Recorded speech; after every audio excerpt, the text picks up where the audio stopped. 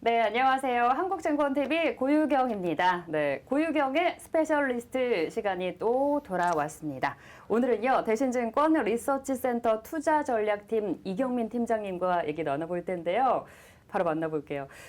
17대 1에 네? 싸우다가 터지셨나요? 아닙니다. 이게 좀 요즘 일정이 좀 너무 많아. 저번 주 너무 많아가지고 깜짝 놀랐어요. 여기 터져서 오셔서. 이게 좀 낫는 듯 하더니 갑자기 또 도져가지고 좀 몰골이 좀 그렇습니다. 저희 이제 스페셜리스트 애청하시는 분들은 아실 텐데 진짜 너무 시장에서 바쁘시고 스페셜한 분들이 오시다 보니까 아닙니다. 어떤 분은 코가 허려서 오시고 어떤 분은 이렇게 입술이 터져서 오시고 하는데 그만큼 많이 바쁘신 분들 이렇게 모셔서 좋은 콘텐츠 찍고 있다는 거 여러분들이 좀 알아주셨으면 좋겠어요. 그 이경희 팀장님 지난번에는 그 미국의 FOMC 회의 전에 나오셔서 네. 업종 얘기, 네. 시황 얘기 다양하게 해주셨고 이제 이번 주에 나오셔서는 FOMC 회의 후에 네. 얘기를 좀 해보자 해주셨잖아요. 네. 그 얘기를 일단 해보자면 직후에는 막 올랐어요. 엄청 좋았죠. 불확실성 해소됐다면서 막 이대로 가나 했는데 네. 그 다음에 확 분위기가 안 좋아졌거든요. 그렇죠. 왜 그런 거예요? 일단은 그러니까 미국 중앙은행의 스탠스가 굉장히 매파적인 건 맞아요. 그런데 뭐 여기 그림을 보시면 위에 그림을 보시면 아시겠지만 네. 대부분 예상했던 상황이에요. 테이퍼링이라고 해서 유동성을 줄이는 속도는 2배로 늘어서 테이퍼링이란 게 6월 달에 끝날 걸로 예상했던 시점을 3월 달로 앞당길 거라는 것은 시장이 이미 다 알고 있었던 상황이고, 금리 인상도 전망치, 예상치를 보면은 2022년에는 2번 이상은 할 수 있다라고 했는데 이제 3번까지 맞아요. 얘기를 하면서 상당히 매파적이긴 했지만 시장에서 어느 정도 예상이 됐었다. 근데 왜 올랐을까? 전 여기서 좀 통화 정책을 바라보는 시각에 있어서 힌트를 준다라고 생각을 하는데요. 일단 FMC 직후에 증시가 상승 반전을 했습니다. 네. 그거는 불확실성 해소라고 볼 수 있겠죠. 그런데 장중 내내 계속 올랐어요. 그래서 미국 증시 중에 나스닥이 2% 넘게 올랐거든요. 그리고 채권 금리는 단기 채권 금리가 떨어졌어요. 그것들을 보면은 일단 직후의 반응과 채권 금리의 반응을 보면은 이미 알았던 상황이니까 선반영을 했으니까 안도감, 좀 불확실성 해소로 인식될 수 있었는데 그럼 장중 내내 왜 올랐을까? 파월 연준 의장의 기자회견이 중요했다고 생각을 해요. 네. 파월 연준 의장의 기자회견들을 보면은 굉장히 경기 모멘텀이 강하고 자신감 있고 걱정하지 말아라 막 이런 식으로 계속 얘기를 했었고, 물가 지금은 굉장히 부담스럽고 여기에 강력하게 대응을 하지만 내년 하반기 내년 말에는 진정될 거다. 그러니까 경기는 좋고 물가는 결국 진정될 거니까 너무 걱정하지 말아라 라는 내용을 던져주다 보니까 시장이 장중 내내 올랐었는데 그 다음 날부터 또 계속 안 밀렸죠. 좋았어요. 근데 그 이유를 보면은 요 밑에 그림을 보시면은 통화 정책과 경기 흐름 간에는 서로 상호 보완적인 작용을 해줘요, 많이. 무슨 말이냐면 경기가 좀 불안해지면 통화 정책은 좀 완화적으로 갈 거야라는 생각을 하는데 반해서 예를 들어서 통화 정책이 굉장히 긴축적으로 간다면 금리 인상 시점을 빠르게 가져간다, 속도를 빠르게 한다라고 하면은 경기가 좋으니까 이렇게 통화 정책을 긴축적으로 가져가지라고 얘기를 할 텐데 기자회견 동안에는 통화 정책을 긴축적으로 가는 이유는 경기가 좋으니까 그렇구나라는 네. 인식을 했던데 반해서 이제 FMC가 끝나고서 되돌아보니까 근데 경기는 좀 불안한데? 왜냐면 그날 발표된 소매 판매 지표가 예상보다 좀 못했고, 네. 경제 지표들이 좀 부진한 모습들을 보여주고 있어서, 여기 그림 보시는 것처럼 경제 성장률 전망은 떨어지는데, 금리 인상에 대한 기대감들, 전망치는 막 올라가는 그림이죠. 원래 경제 성장률 전망치가 떨어질 때는 여기 이렇게 떨어지면서 금리 인상은 더뎌질 거야라는 기대를 하는 게 맞거나 이렇게 올라가면은 GDP 성장률 전망이 막 올라가면서 경기가 좋아지니까 그럴 거야라고 생각을 할 수 있는데 그렇지 못했다라는 거죠. 그러니까 경기와 통화 정책 간의 미스매치가 좀 확인되면서 이제 보니까 그렇지 않네라는 생각을 했던 것 같아요. 그래서 여기서 힌트를 찾을 수 있는 건 뭐냐? 통화 정책이 불안할 때는 경기가 불안한데 통화 정책이 긴축적으로 갈 때, 통화정책이 긴축적으로 간다 그래서 무조건 나쁜 게 아니라 네. 통화정책이 긴축적으로 간다 하더라도 경기가 좋아진다라는 컨빅션, 자신감, 신뢰도만 있다면 시장은 충분히 올라갈 수 있다는 거죠. 그래서 과거 흐름들을 보면은 통화정책이 금리 인상 사이클을 걸을 때 미국 주식시장이 추세적으로 하락한 적은 단 한 번도 없습니다. 다 올라갔어요. 맞아요. 그 얘기 저번에도 네, 해주셨잖아요. 해드렸죠. 네. 왜 그러냐면은 통화정책이 금리 인상을 한다라고 하면은 왜 금리 인상을 하냐? 경기가 좋으니까. 경기가 좋으니까 금리 인상을 하는 거야. 물가 왜 올라? 경기가 좋으니까. 이런 식으로 서로 상호보완 작용을 하거든요. 거꾸로.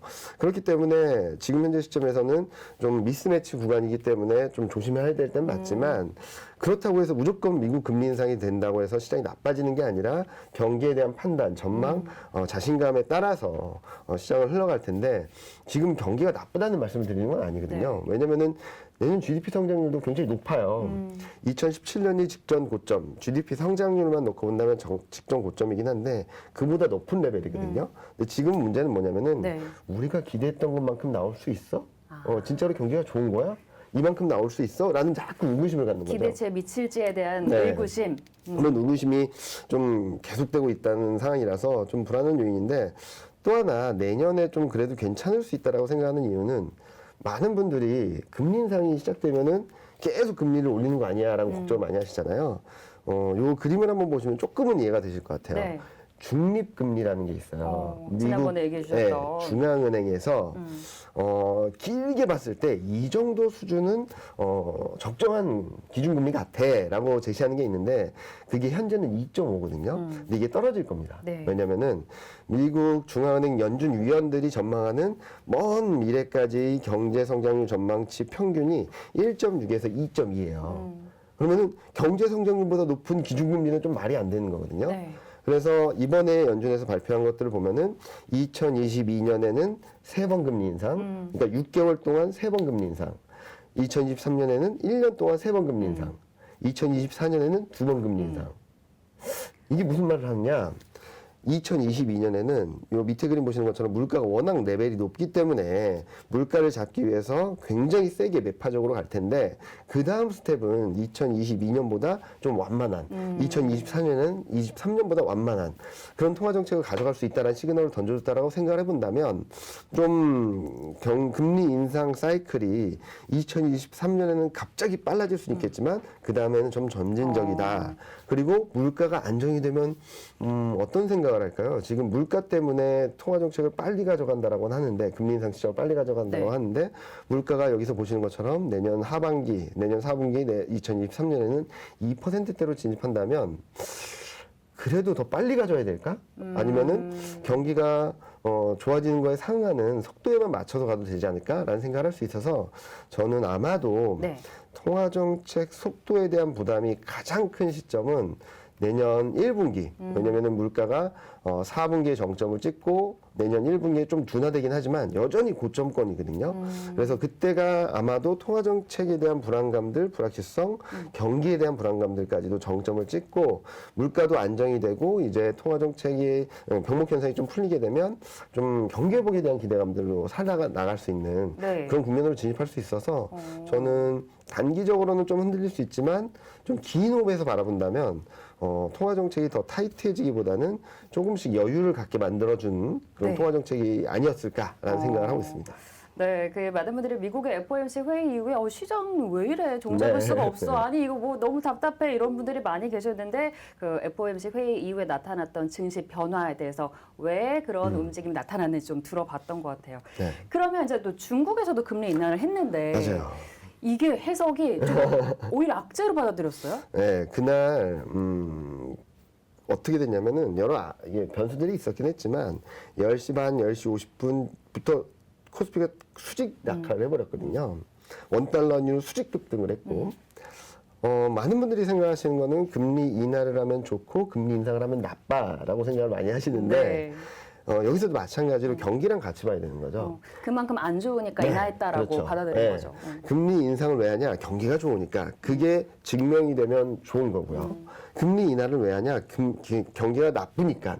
라는 부분들에 있어서 이게 경기가 좋다라는 인식이 생기기 전까지는 시장이 불안한 거예요. 환율도 마찬가지고요. 근데 여기 중국은 두 가지 문제가 있었어요. 네. 전격적인 금리 인하라서 얼마나 경기가 안 좋으면 이렇게 급하게 하니? 자, 그러면 금리 인하 얼마나 했나 보자 그랬더니 0.05를 했어요. 굉장히 미미한 수준이거든요. 뭐야? 경기 부양한다면서 0.05? 이거 뭐지? 라는 생각을 했던 거예요. 그러니까 두 가지가 복합적이었던 거죠. 경기도 불안한데 정책적인 스탠스가 사람들의 투자자들의 기대 심리에 못 미쳤던. 그러다 보니까 위안화 약세, 달러 강세, 원화 약세, 외국인 매도, 시장 급락 이런 것들이 좀 복합적으로 작용이 됐던 것이 아닌가 하는 생각을 하는데요. 따라서 아까 FMC를 말씀드렸던 것도 그렇고 중국도 말씀드렸던 것도 그렇고 경기랑 같이 봐야 된다는 거예요. 왜 하냐? 어떤 액션이 취해진다면 왜 하냐? 왜 하냐는 데에 있어서 타당한가? 네. 라는 것들을 봐야 되는데 중국이 금리 인하를 했는데 경기가 얼마나 불안해? 진짜로 불안하네? 경기 모멘텀이 안 좋네? 라고 생각을 하는 상황에서 자 그러면 얼마나 강력하게 대응했어? 그러면은 왜 강력한 것도 아니잖아. 이게 0.05? 이런 생각을 하다 보니까 좀 충격을 받았는데 뭐 이런 변수에 의해서 등락이 있을 수밖에 없는 시점은 경기에 대한 자신감이 아직까지 높지 않기 때문이에요. 네. 그래서 당분간은 좀 불안할 수 있다. 다만 코스피가 여기서 바로 2,900을 깨고 무너지진 않을 거라고 생각하는 것 중에 하나는 네. 수급이 조금 뒷받침되고 있거든요. 연말에는 프로그램 매수, 쇼커버링 매수가 들어오기 때문에 저는 2,950에서 3,000선 초반 정도까지 박스권을 네. 연말까지는 좀 이어갈 수 있겠다라는 생각을 합니다. 이경민 팀장님 그런데 지금 원샷 받으시고 여기가 터져 있으니까 약간 영화 배우 같으세요. 네? 배우 최민식 같은 느낌이 살짝 들었습니다. 네, 여러분들 어떻게 보시는지 모르겠어요. 감사합니다. 약간 배우 같았어요. 네, 이렇게 부상 입은 배우. 지금 그래서 뭐 이렇게 금리나 아니면 네. 뭐 지표에 대해서 뭐 그런 해석도 많아요. 아니 이거 너무 귀에 걸면 귀걸이, 코에 걸면 맞아요, 코걸이 아니냐 맞아요. 그런 해석도 있는데 그래도 다 이유가 있다고 보시는 거네요. 네. 그렇게 받아들일만 했다라고. 그렇게 인식할 만한 이유들이 있는데 그거를 현상만 보고 시장의 반응을 해석하기는 쉽지 않아요. 근데 모든 현상에 있어서의 기준점을 펀더멘탈로 가져간다면 좀 이해될 수 있는 부분들이 많거든요. 지금 펀더멘탈이 너무 안 좋잖아요. 별로 안 좋죠. 근데 제가 드리고 싶은 말씀은 경기가 나쁘다라고는 말씀드리는 건 아니에요. 무슨 말씀을 나쁘진 드리냐면 않지만 나쁘진 않지만 이 괜찮은 모멘텀을 만족시켜 줄 수 있을까? 우리가 기대감을 갖고 여기까지 끌어왔는데 기대감을 넘어설 수 있을까? 그래서 시장이 더 올라갈 수 있을까에 대한 의구심을 계속적으로 갖는 상황이거든요. 예를 들어 말씀을 드리면 10월 초에 시장이 드라마틱한 반전을 보여줬었는데 그 시작점은 바이든 행정부의 90일간의 총력전이라는 게 있었어요. 네. 뭐냐면은 물류 대란을 해결하기 위해서 주요 항만은 24시간 풀가동하고 쉬는 날 없어! 라고 했어요. 그리고 자, 여러 물류 기업들 와봐. 너네들 어떻게 할 거야? 그러면 저희도 야간 물류를 더 활성화하겠습니다. 여러 가지 정책을 내놨고 그러면서 병목 현상이 완화되겠구나라고 기대를 하면서 확 돌아섰고 네. 그 다음에 올라간 거는 여기서 좀 한국이랑 미국이랑 엇갈렸는데 3, 4분기 실적 시즌 들어갔거든요. 이때 미국은 계속 실적 전망을 높여갔어요. 반대로 한국은 실적 전망을 다운시키면서 미국은 사상 최고치, 한국은 바닥권 등락밖에 못 보였던 상황이고 그 다음 스텝에서는 이제 연말에 소비가 좋아질 거야. 그 당시만 하더라도 11월 달만 하더라도 전미 소매업 협회라는 데서 발표하는 이 연말 소비 시즌에 대한 기대감들이 8.5에서 10.5, 전년 대비 8.5에서 10.5% 증가했어요. 근데 뚜껑을 열어보니까 별로 안 좋았잖아요. 그렇게 좋진 않은 것 네. 같아요, 아직까진. 근데 일부 기업들, 뭐, 얼마 전에 발표한 나이키 실적 같은 것들 나이키 본다 하더라도 좋았죠. 좋았잖아요. 그러니까 비싼 프리미엄 제품들은 그나마 괜찮았는데, 그러니까 할인을 많이 안 해도 팔리는 것들은 잘 나갔는데, 아니 뭐 요즘 명품은 엄청 잘 되고 있으니까. 다 계속 잘 나가고 있죠. 근데 소비 시즌에 대한 모멘텀들은 약하다는 거죠. 그쵸. 왜냐면은 재고가 없어요. 미국 있어야 팔지. 그렇죠. 네. 그리고 또 연말 소비 시즌에 대한 매출이 굉장히 증가했던 이유는 물량을 이렇게 쌓아놓고 할인을 많이 해요. 그리고 이만큼 쌓아놓은 물량을 다 팔아버리는 거예요. 박리 단회로 팔아서 매출이 확 높아지는 그림인데 재고가 없으면 이만큼 할인하면 손실을 보잖아요. 그렇죠.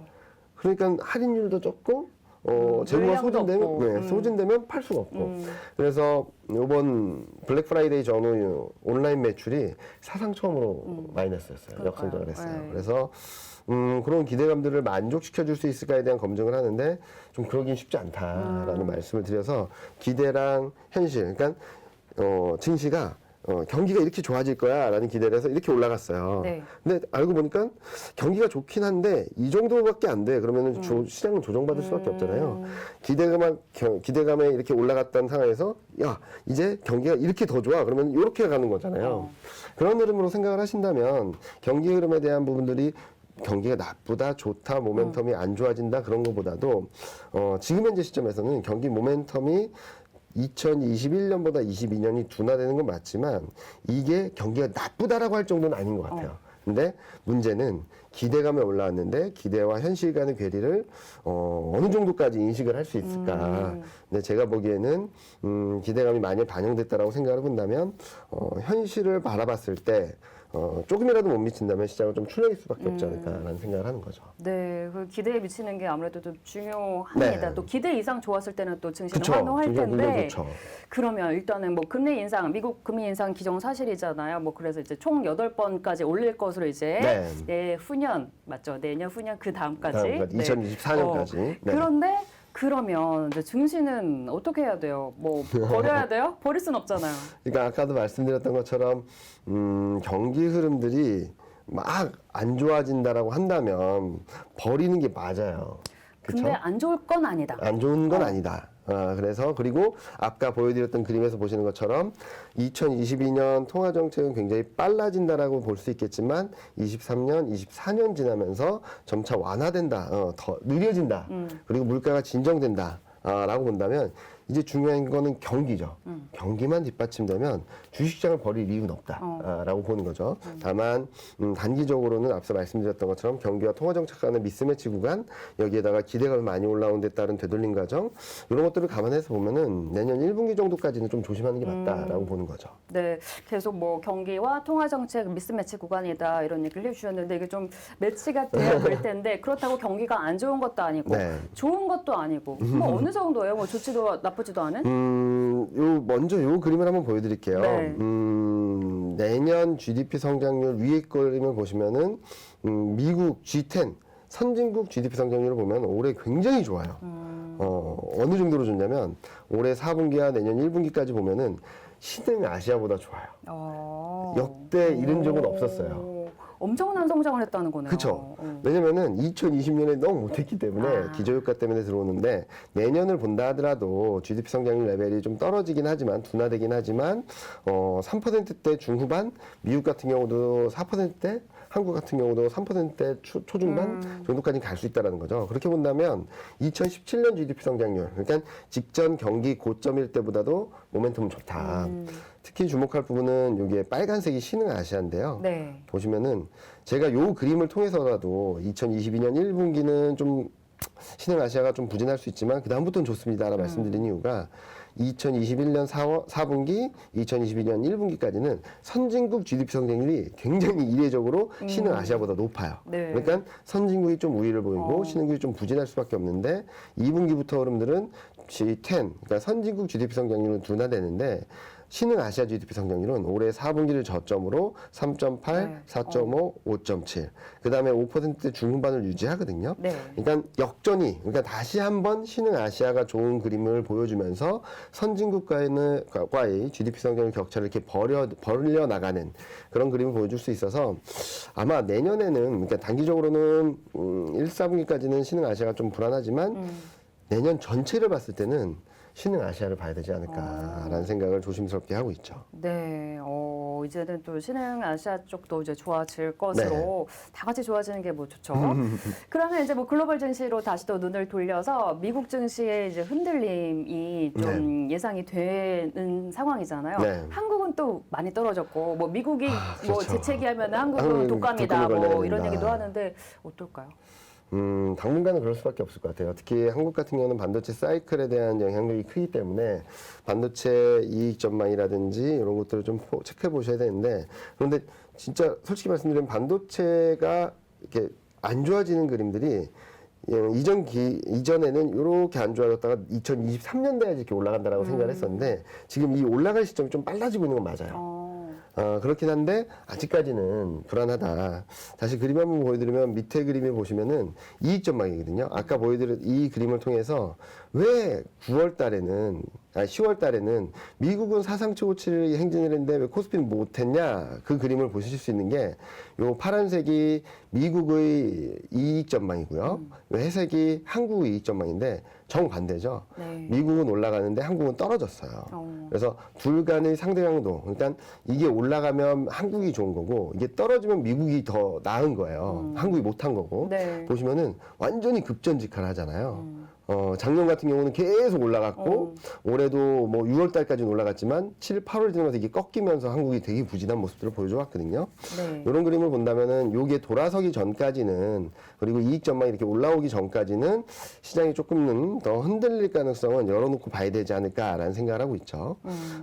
그런데 네. 내년 1분기까지 조심하자 하면서 아까 조금 말씀드렸던 게 12월 달에 그렇게 막 빠지진 않을 것 같다라는 말씀을 드렸잖아요. 그렇게 보는 이유는 지금 보시는 것처럼 수급적인 변수 때문이에요. 네. 음, 수급이 좋아지나요?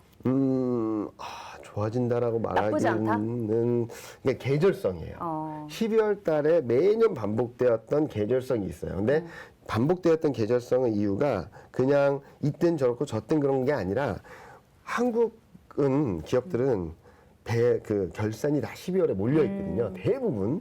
그러다 보니까 12월 달에 배당을 다 줘요. 그래서 배당이 집중되다 보니까 배당 락이라는 게 발생을 그렇죠. 해요. 그래서 배당 락이 있기 때문에 선물은 배당을 반영하지 않는 거고, 그리고 주가는 배당을 반영하는 거다 보니까 요 둘 간의 격차가 이렇게 커져요. 네. 12월마다. 그럼 요 갭을 통해서 수익을 얻으려는 프로그램 매매가 들어와요. 그래서 매수가 들어오고, 그리고 또 하나는 배당 락을 우리나라 한국은 그러니까 공매도를 하려면 주식을 빌려야 되잖아요. 네. 그러면은 빌린 주식을 배당을 받는 시점까지 끌고 가면은 그 배당만큼 비용으로 줘야 돼요. 그렇기 때문에 대부분 일단은 빌렸던 걸 확 갚고 다시 빌려요. 주지 않기 위해서. 네, 배당 비용 지불하지 않기 위해서. 그래서 매년 연말마다 요 그림을 한번 보시면 확실하게 보실 텐데 12월 달에 프로그램 매수가 엄청 들어오고요.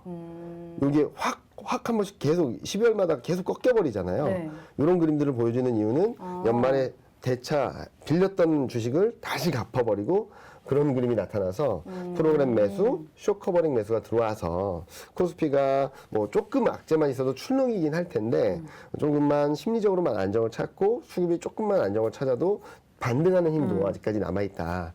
그런데 문제는 계절성이라고 말씀드렸잖아요. 네. 이게 추세적으로 이어지는 그림이 아니라 12월 말에 발생하는 배당락 때문에 나타난 현상이다 보니까 배당락이 끝난 뒤에는 1월, 2월 달에 프로그램 매물로, 그러니까 이때 들어왔던 게 1월, 2월 달에 매물로 출회되고 이때 쇼커버링, 그러니까 공매도를 청산했다가 다시 구축하는 게 더 세게 들어오고 있어요. 그래서 제가 아까 경기 그리고 기대와 현실, 뭐 통화정책과 경기 간의 미스매치 계속 말씀드렸지만 한국 증시는 이익 부분들도 좀 부담스럽지만 12월 달에 버팀목 역할을 해줬던 수급이 1월, 2월 달에는 부메랑이 되어서 이렇게 돌아올 수 있다라고 생각을 한다면 좀 조심하자는 말씀을 드리는 거죠. 네. 네. 계속 뭐 이제 저희 방송 나오셔서 조심하자. 내년 연초까지 연말 연초 조심하자 이런 얘기 해주셨는데 그 이유를 지금 네. 말씀을 해주셨으니까 여러분들 좀 명심하셨으면 좋겠어요. 네. 그리고 이제 경기가 기대에 못 미치는데 뭐 나쁘지도 않다. 헷갈리실 것 같아요. 이게 그럼 정확히 뭔지 약간 발빼기 하는 건지 뭐예요 정확하게? 그러니까 저도 이거에 대해서 계속 설명을 드리지만 조금은 이해하기 어려우실 수도 있어요. 쉽게 해주세요. 쉽게.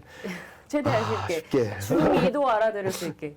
그냥 내 삶이 네. 그러니까 임금 상승률을 말씀을 드릴게요. 내 임금 상승률이 5%로 따박 가는데 그러다가 보너스를 왕창 받았어요. 좋네요. 굉장히 네. 좋잖아요. 그래서 한 연봉이 인상률이 10% 됐다가 내년에는 보너스가 없을 것 같아서 한 5% 예상이 되는데 경기도 안 좋을 것 같고 뭐 여러 가지 이슈로 인해서 얘가 4%로 갈까 뭐 4.5로 갈까 걱정을 하는 거죠.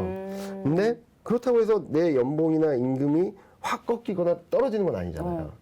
그래서 평상 수준을 유지하긴 하는데 어쩌면 이보다 좀 좋을 수도 있는데 이게 안 될까를 걱정을 하면서 소비 지출이나 이런 것들을 재점검한다는 거죠.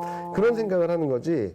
야, 이제 내년에 연봉은 안 오를 거고 그런 건 아니라는 거야. 막 보릿고개 허리띠 졸라매고 이건 그건 아니지만, 아니지만 조금 안 좋을 그러니까 지금까지보다는 안 좋을 수도 있어. 그런데 거기다가 작년에 인센티브를 많이 받았으니까 더 안 좋게 느껴지는 거죠. 그렇죠. 상대적으로. 네, 상대적으로. 좋았던 시절 생각하면서 네. 그거보다는 조금 안 좋은데 그럼 뭐 조금 줄여야 되나 그쵸. 소비를? 약간 네. 그런 느낌. 왜냐면은 이때 미국 같은 경우도 그렇고 소비를 좀 많이 했었거든요. 그래서 그런 걱정들을 하는 거죠. 그래서 코로나19로 인한 영향력들도 분명히 있어요. 네. 그런데 재밌는 그림을 하나 보여드리면은 요 11페이지 요 그림을 보시면은 코로나19 확진자 수가 막 늘어나는 게 맞아요. 네, 맞아요. 그러면은 많은 분들이 와 작년 11월, 12월, 1월 달에도 이렇게 늘어나고 4월, 5월 달에도 늘어나고 7, 8월 달에도 늘어나고 몇 번째야 이렇게 생각을 하시면서 이번에 경기 충격은 얼마나 될까 걱정을 하시는데 실질적인 경기 충격은 별로 없어요. 왜냐하면 요 4월, 5월 달에 이렇게 확진자 수가 폭증했던 것들은 아마도 요거를 보시면 돼요. 사망자 수는 계속 떨어지고 있어요. 재밌는 것은 남아프리카 공화국도 지금 오미크론 바이러스 때문에 확진자 수가 3만 명을 넘고 있거든요. 맞아요. 갑자기. 네. 근데 사망자는 별로 없어요. 이게 더 중요하다라고 말씀을 드리는 거거든요. 사망자가 별로 없다라고 한다면 이제 위드 코로나를 이전처럼 가진 않을 거라는 거죠. 일부 후퇴할 수밖에 없긴 하겠지만 그래서 요 그림을 보여드리면 이게 이동성 지수라는 거예요. 사람들이 얼마나 이동하는지 소매, 상점을 가든지 아니면 여가 활동을 하는 데 있어서 얼마나 이동을 하는지 보는 건데 자 보시면 작년 11월, 12월, 1월 달에 이렇게 폭락을 했었거든요. 네. 이 정도로 폭락을 하고 유럽이 엄청 폭락했고 남아공도 폭락을 했고요. 영국도 갑작스럽게 급락을 했었고요. 그래서 미국은 올해 1분기까지는 경기가 좀 불안하긴 했지만 그렇게 나쁘진 않았어요. 네. 근데 영국, 유럽은 어땠냐면 역성장을 했어요. 올해 1분기에. 예. 근데 자 지금 수준을 보시면 떨어지는 건 맞지만 이전처럼 급락을 하는 상태는 아니거든요. 네. 그리고 재밌는 건 오미크론 변이 바이러스 중심에서 있는 남아공은 더 좋아지고 있어요.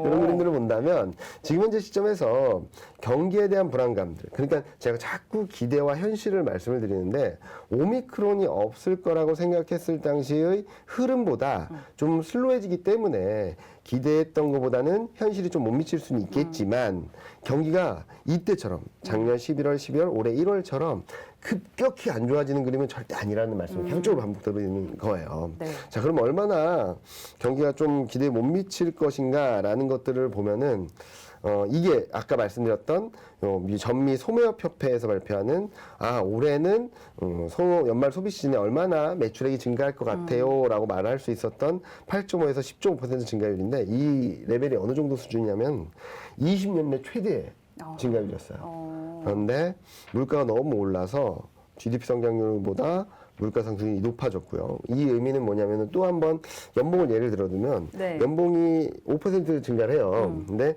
물가가 2%, 3%, 4% 온다 해서 크게 영향을 받지 않을 거예요. 근데 그러다 물가가 5%, 6%, 7% 올라가면 실질적인 소득이 줄어드는 효과가 그렇죠. 나오는 연봉 거죠. 상승률보다 물가 상승률이 높으면 그렇죠. 그래서 이렇게 되면서 소비 심리 지수가 좀 급락을 했던 상황이었고요. 네. 요때 한번 급락을 했던 게 코로나19 때고 회복되다가 병목 현상과 물가 상승 압력 때문에 이렇게 떨어진 상황이에요. 그렇게 본다면 이 정도의 소비가 나올까? 그건 쉽지 않다라고 생각하는 거고.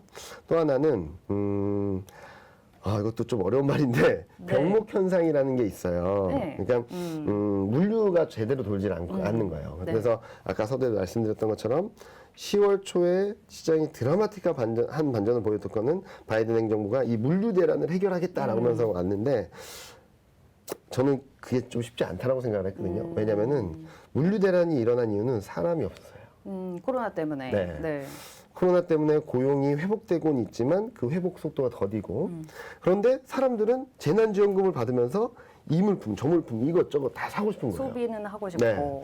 그래서 소비하고 싶은 사람들은 많은데 물류가 제대로 돌지 않다 보니까 사고 싶은 사람이 15명이었다면 들어오는 물건은 10개, 8개, 그럼 7개 가격이 오르죠. 가격이 오르죠. 그래서 물가가 상승률이 더 오르고 이런 현상이 벌어졌는데 코로나19가 재확산되면은 고용이 나빠지는 거라기보다는 고용 회복 속도가 더뎌질 거다.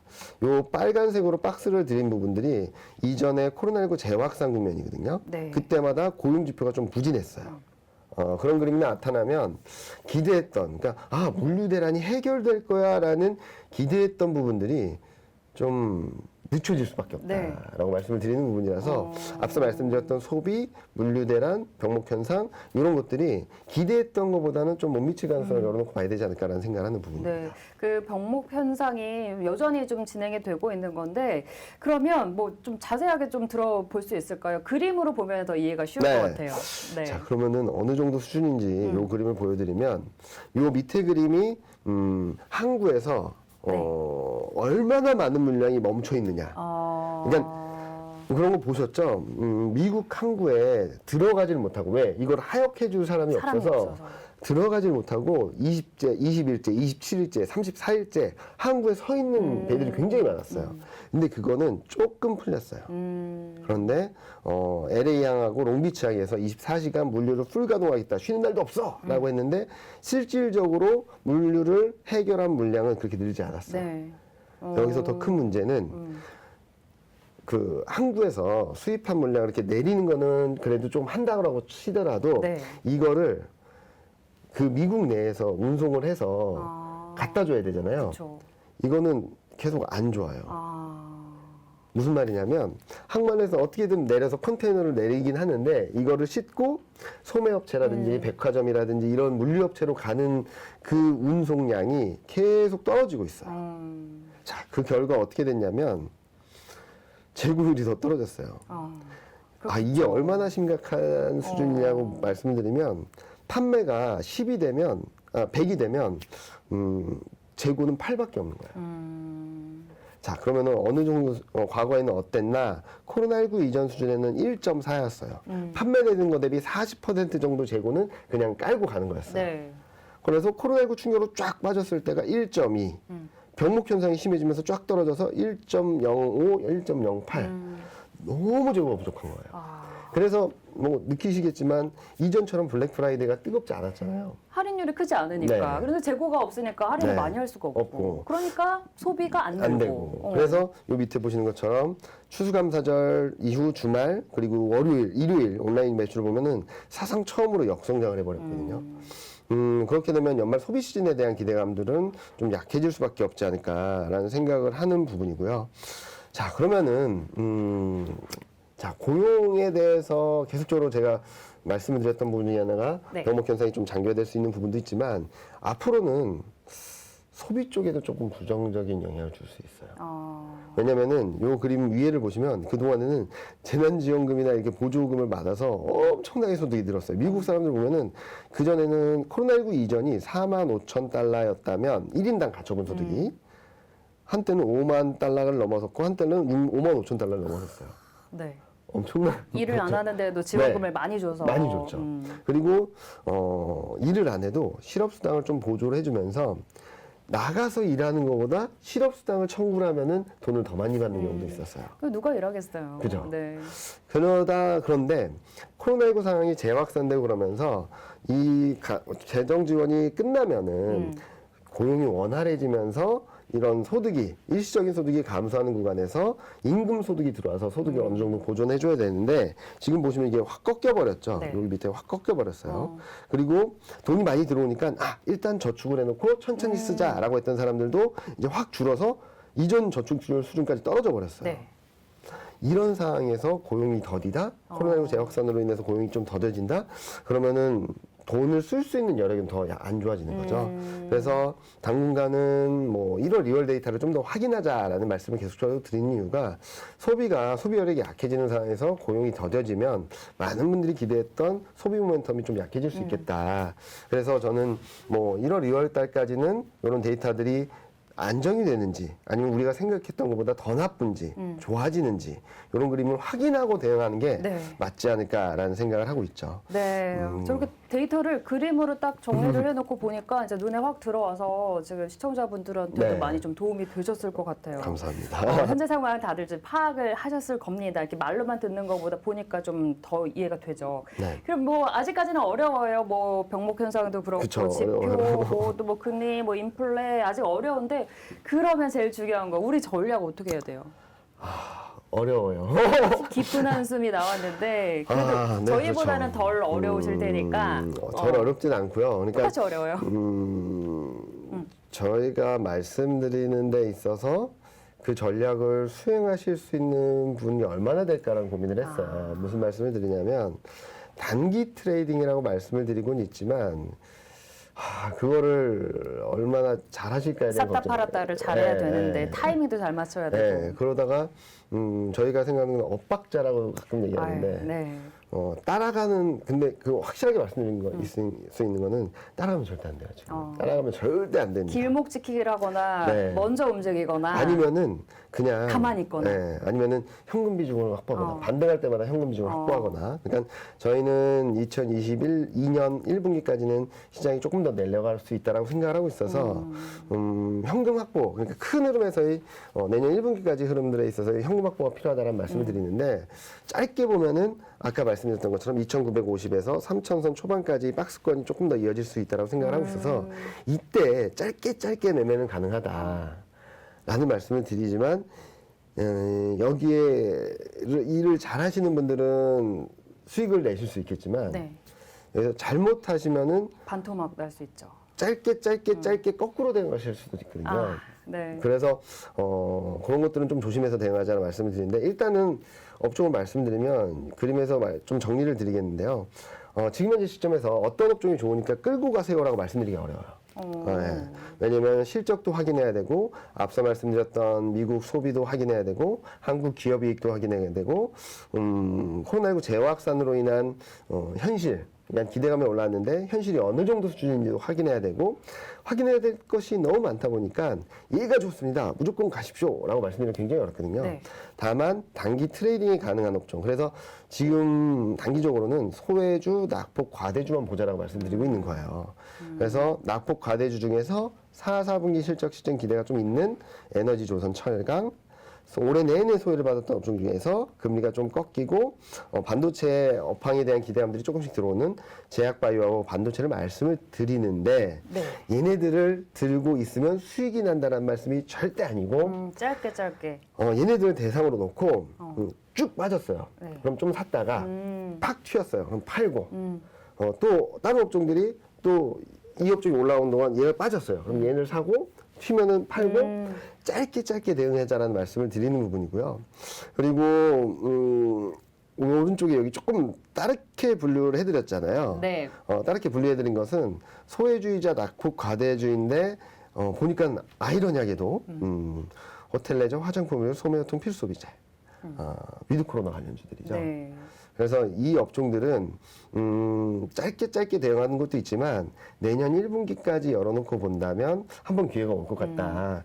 그래서 짧게 대응하는 것 플러스 좀 저점에서 조금씩 모아나간다 하더라도 내년 1월, 2월을 지나면서 한번 시장 대비 아웃퍼포할 수 있다라고 생각하고 있는데 좀 정리를 해서 말씀을 드릴게요. 네. 요 그림을 보시면은 이게 에너지 조선 철강이에요. 많은 분들이 너무 좋았어 라고도 하실 수 있지만 다 돌아왔습니다. 코스피 대비 얼마나 강했는지 약했는지를 보는데 올해 1월 달부터 5월 달까지는 엄청나게 강했다가 이 흐름들이 다 연초 수준으로 다 돌아왔어요.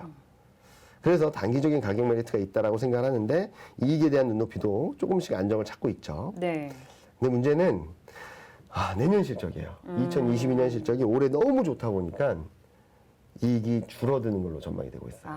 그래서 짧게 보자라 말씀드린 이유가 그래서, 지금은 뭐 가격도 그렇게 나쁘지 않고 이 4, 4분기 실적에 대한 기대감들도 남아있기 때문에 반등은 가능하지만 이게 쭉쭉쭉 추세적으로 가기 위해서는 내년 실적, 물가, 기대 인플레이션 이런 것들을 반영을 해야 되는데 아까 처음에 보여드렸던 것처럼 물가 전망치는 떨어지고 네. 통화 정책이 긴축으로 가면 물가가 오를 거야라는 기대감까지 약해진다면 이 업종들은 내년에 좀 쉽지 않다라고 생각을 하고 있어서 조금은 반등을 노리는 트레이딩은 가능하지만 저는 내년까지 생각해서 본다면 이 업종들을 좀 줄이자라는 말씀을 드리고 있고요. 네. 자, 그러면 요즘 뜨거운 반도체 그리고 최근 반등을 불쑥불쑥하고 있는 제약바이오 어떻게 봐야 되냐? 네.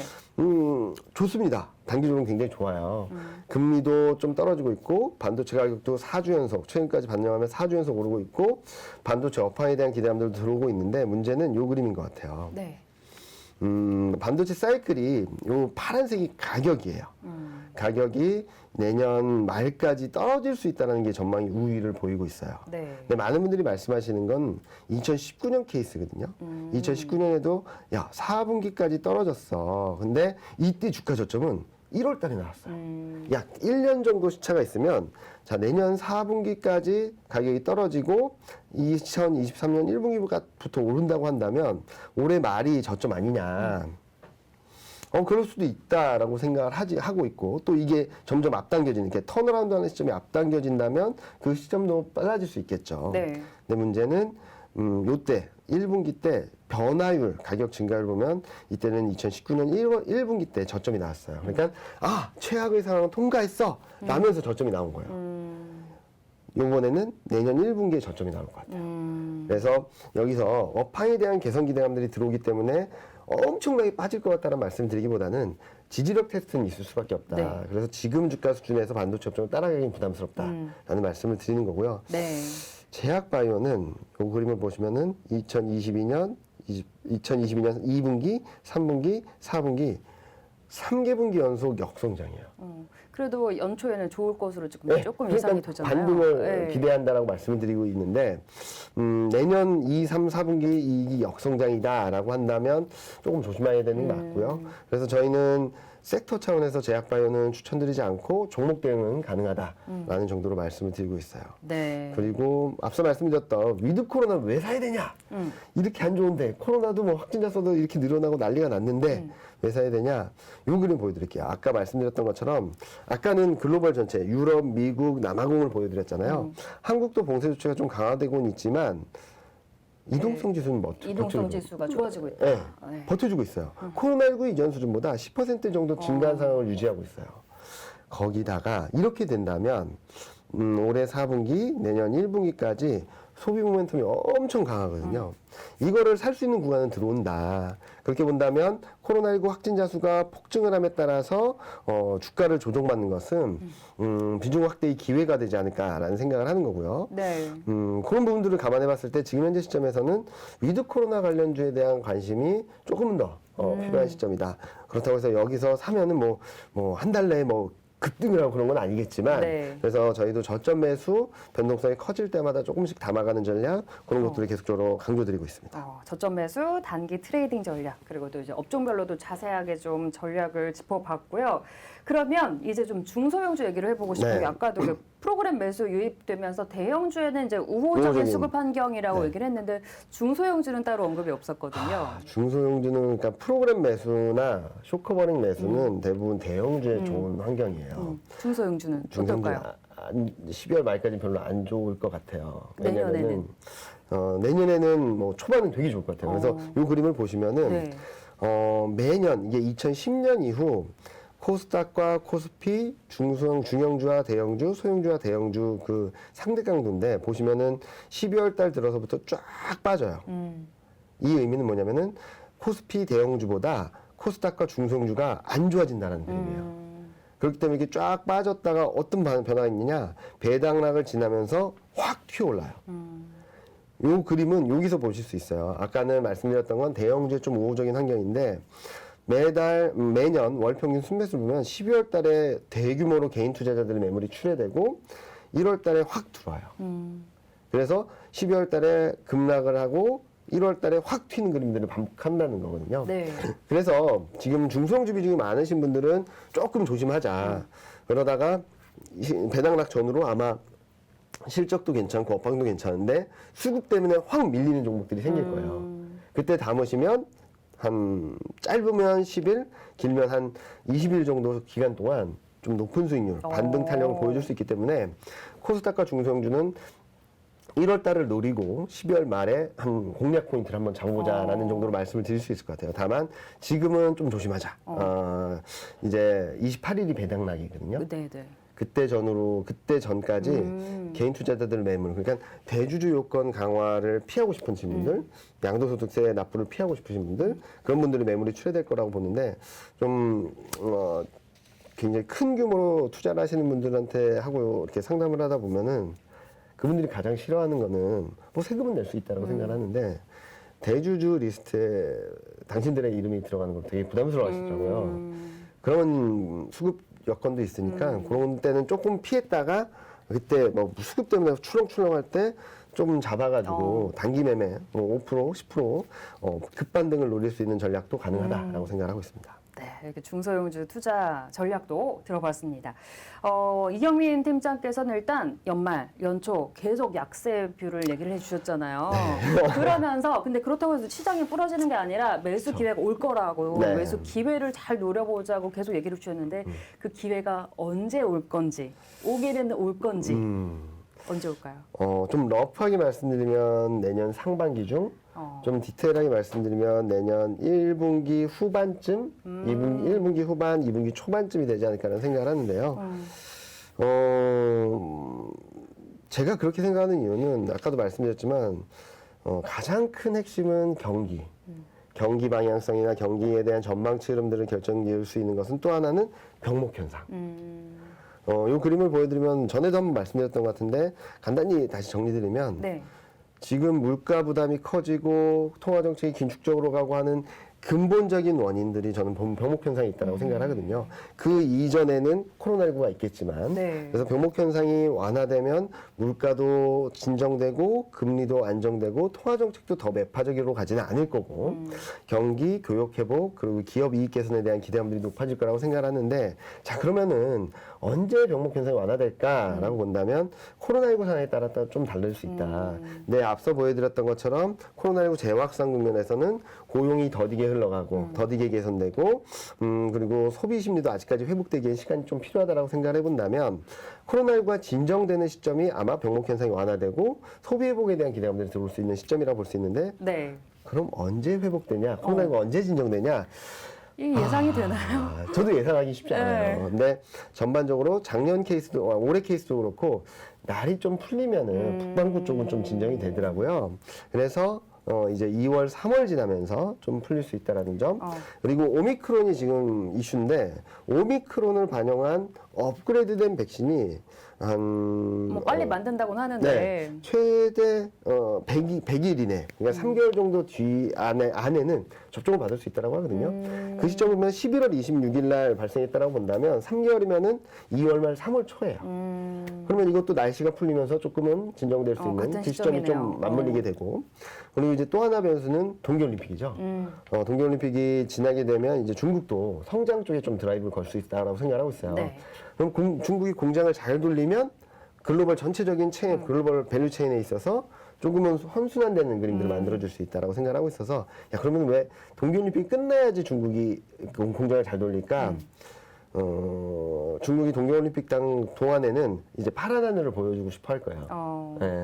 그러니까 공장 가동을 좀 톤다운하면서 좀 환경에 좀 신경을 쓸 수 있기 때문에 그걸 지나야지 좀 성장에 좀 포인트가 맞춰질 텐데 공동 부유라는 정책 전환도 다 같이 잘 살자는 거지 다 같이 힘들어 죽겠는데 나눠 먹자는 아니에요. 이러다 다 죽어. 그러니까 일단은 성장을 보여줘야지 공동부유 정책이 좀 먹힐 수 있거든요.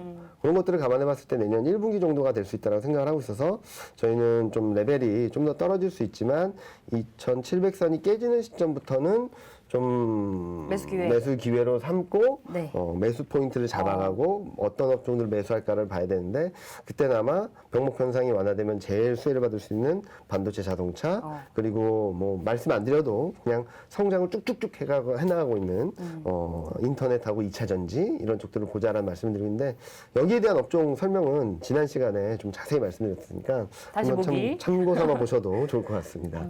와 이렇게 해서 좀 전반적인 시와 또 또 뷰도 다시 한번 점검을 해드렸습니다. 오늘도 진짜 이경민 팀장께서 뭐 FOMC 회의 이후 이유 분석부터 해서 내년 전망까지 또 업종별로 또 중소형주 투자 포인트까지도 다 잡아주셨는데 이제 곧 크리스마스잖아요. 네. 산타랠리 있다 없다 얘기가 진짜 분분해요. 그런데 없다고 보실 것 같아요. 산타랠리, 그러니까 만약에 코스피가 지금 2,900선 초반에 있다면 한번 기대해 볼 수 있겠다는 말씀드리겠지만 지금 또다시 3,000선 초반까지 올라왔거든요. 맞아요. 3,000선 네. 왔다 갔다 하는 수준까지. 그렇게 본다면 여기서 랠리를 더 기대한다는 의미는 여기서 2, 3%더 올라서 3,100을 가야 되는데 좀 그러긴 쉽지 않지 않을까. 만약에 간다고 한다면 저는 오히려 갖고 계신 비중, 주식 비중을 좀 줄이시는 기회로 삼자라는 말씀을 드리고 있거든요. 네. 그래서 저는 산타랠리 가능성은 좀 낮아졌는데 만약에 있다고 한다면 이거를 활용하는 매매 전략보다는 좀 현금을 확보하는 기회로 삼자라는 말씀을 드리고 있고요. 네. 그런 이유들은 좀 말씀을 드렸죠. 산타랠리가 나올 수 있는 조건들은 불안 심리가 완화되는 가운데 국내 수급 계절성, 12월 달마다 반복되는 수급 계절성이 힘을 실어줄 텐데 이제 1월 달이 되면 정반대의 현상이 벌어질 수 있으니까 매크로 환경을 좀 제외한다고 본다 하더라도 국내 내부적인 수급 환경도 조금은 조심해야 되는 시점이 1월, 2월 달에는 있을 수밖에 없다라고 생각을 하고 있습니다. 네, 계속 좀 상반기까지 좀 조심을 해야 되니까 연초까지 혹시 산타랠리가 온다면 이제 입절 타이밍으로 잡아보자 이런 얘기를 해주셨어요. 진짜 벌써 연말이에요. 이제 내년에 뵙게 될 텐데, 네, 뭐 마무리로 한 말씀 들어봐야 될 것 같네요. 그러니까 2021년 저도 개인적으로 굉장히 힘들었고 많은 투자자분들이 입술 터지고. 진짜로 힘든 시간이었을 것 같아요. 네. 2020년은 그렇게 좋았던 시장이 왜 갑자기 이렇게 됐는가? 그렇게 본다면은 작년이 너무 좋았기 때문에 올해는 좀 쉬어가는 국면이 아니었나라는 생각을 하고요. 그런 가운데 많은 분들이 그런 얘기를 하시더라고요. 저도 요즘, 리퀘스트나 아니면은 언론사 이렇게 질문들을 받는 것 중에 항상 들어가는 게 지금 서학개미 운동이 또 난리다. 맞아요. ETF도 서학 쪽으로 네. 많이 가시고. 미국으로 가야 되느냐, 어떻게 생각하느냐라고 물어보신다면 전 이렇게 말씀드려요. 자, 그러면은 다시 돌아가서 올해 1월을 가보자. 올해 1월 달에 모든 투자자들이 한국 주식 삼성전자 사야 된다. 네. 그러니까 우리나라 대표 기업들을 사면은 미국 부러울 게 없다라고 네. 다들 그렇게 말씀을 네, 하셨어요. 만약에 그때 거꾸로 한국 주식 비중을 줄이고 미국 주식을 샀다면 지금은 어땠을까? 더 많이 오르지 않았을까요? 그렇죠. 네. 자, 그러면은 올해 1월과 같은 분위기가 내년 1월까지 조금 이어질 수는 있겠지만 그때 어떤 액션을 취해야 될까? 정반대로 해야 되지 않을까? 정답은 반대로 하는 거다. 네. 그래서 저는 아마 올해 굉장히 힘드셨던 만큼 내년에는 뭐 1, 2월 달, 뭐 상반기 정도에는 조금 더 힘든 시간이 있을 수 있어도 그 다음 흐름에 있어서는 충분히 보상을 받으실 수 있다고 생각을 하거든요. 그래서 유튜브를 보시거나 아니면은 뭐 자료를 보시는 과정에 있어서도 조금 더 힘을 내시고 좀 마음을 단단하게 먹으시면 분명히 보상받는 시간, 내가 고생했던 만큼 보상받고 웃을 수 있는 시간이 돌아오실 테니까 연말에는 좀 현금을 확보해서 좀 편하게 가시면 좋겠다라는 말씀을 드리고 있고요. 네. 내년에 기회를 잘 잡으시면 그동안의 고생이 충분히 보상될 수 있다라는 말씀을 드리겠고 모두 크리스마스 잘 보내시고 네. 연말 연초 행복한 연말 되시고 새로운 연초 즐겁게 맞으시길 바라겠습니다. 네, 좋은 말씀 해주셨어요. 뭐 산타가 온다 안 온다 말은 많지만 현금이 또 산타의 선물이 될 수도 그쵸. 있잖아요. 네네. 네, 여러분들 익절 기회 잘 노려보셔서 최대한 익절 또 익절 폭도 많이 좀 늘리는 그런 연말 연초가